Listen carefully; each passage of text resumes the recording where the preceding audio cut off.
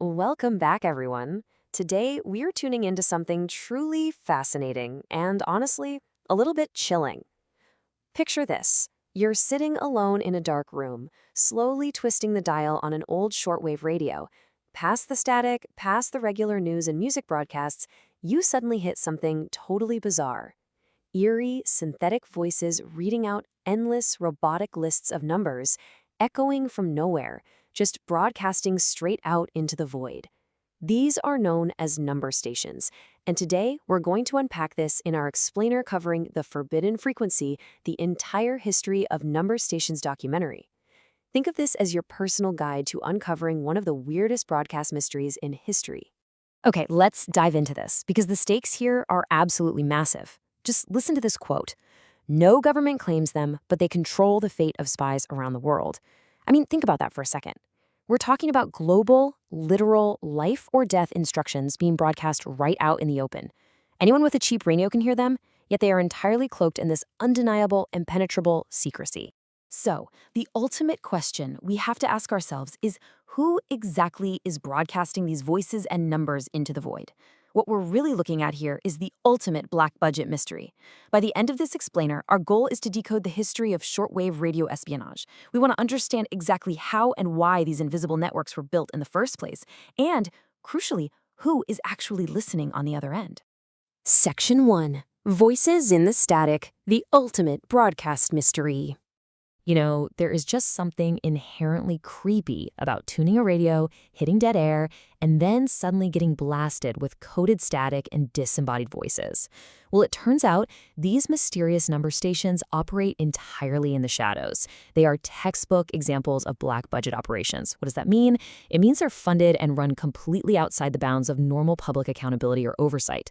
Obviously, no official government agency is holding a press conference to announce their latest spy broadcast schedule, right?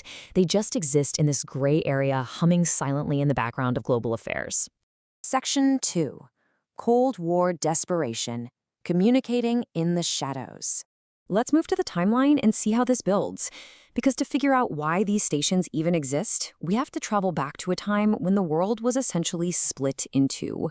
The year is 1945. The end of World War II didn't bring total peace. Actually, scratch that. It created what the sources call a new resolve in the corridors of power worldwide.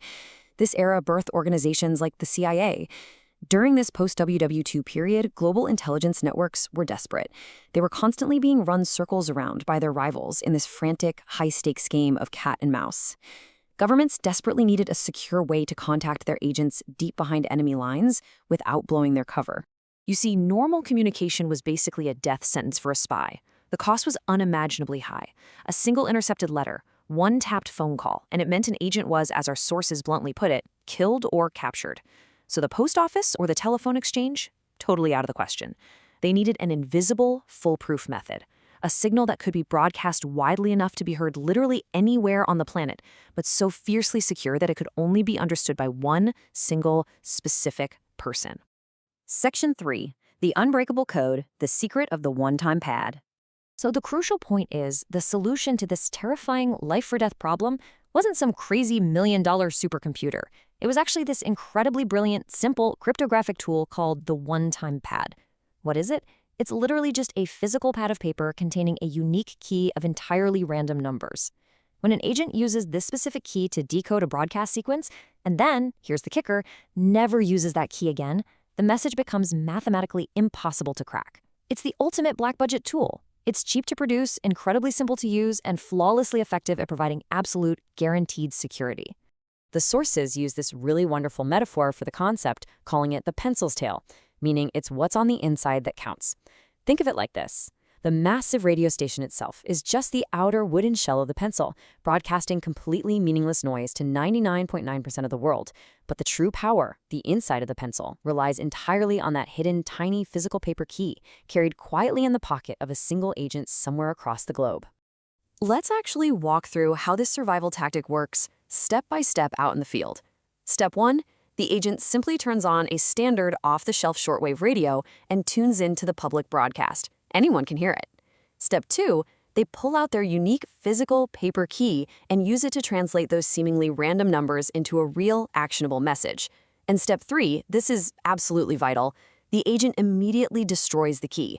Because the key is only used once and then literally goes up in smoke, any enemy listening in on the broadcast has exactly zero mathematical chance of ever breaking the code.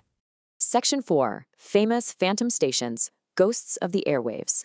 Now, what's really interesting about this slide is seeing how this tech was actually executed in the real world, because the audio signatures were wildly diverse.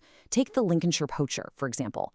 For over 30 years, this station, which most people believe was run by British intelligence out of Cyprus, would famously play this cheerful, almost innocent little English folk tune right before a synthesized female voice calmly read out groups of 5 numbers.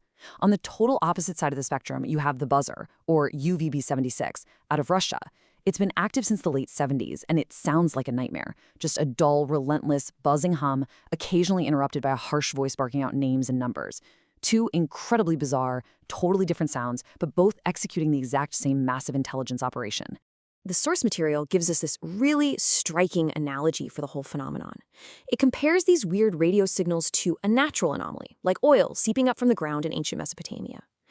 To an untrained ear, a strange buzzing noise or a random folk tune looping on a radio just seems like a glitch, right?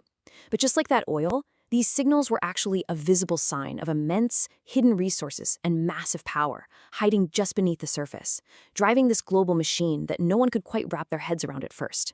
Section 5. The Ultimate Stealth Tech. Why Analog Survives. And this brilliantly illustrates a really fascinating question. In our modern world of smartphones, encrypted apps, and instant global internet, why hasn't this clunky, old-school analog radio tech become totally obsolete? Well, look at the difference. As agencies like the CIA pivoted to mastering AI and complex data analysis, the digital world became basically a giant surveillance net. In modern digital tracking, every single click leaves a footprint. Software like Palantir can connect the dots on your bank wires, your emails, your phone calls in seconds. But in anonymous radio, it is completely, 100% untrackable.